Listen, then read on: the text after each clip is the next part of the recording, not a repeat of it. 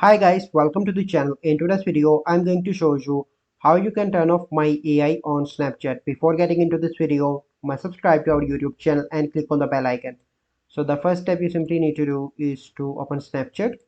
Once you open Snapchat, you simply need to click on this conversation icon in the bottom. And here you can see that that feature is not available to me, that is talk to AI.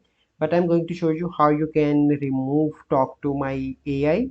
So this process is same if you want to do. So I'm going to open the team Snapchat, and then you need to hold this, and here you can see different options. Then you need to click on three dots, and here you need to click on chat settings, and here you can see clear from chat feed, and click on clear.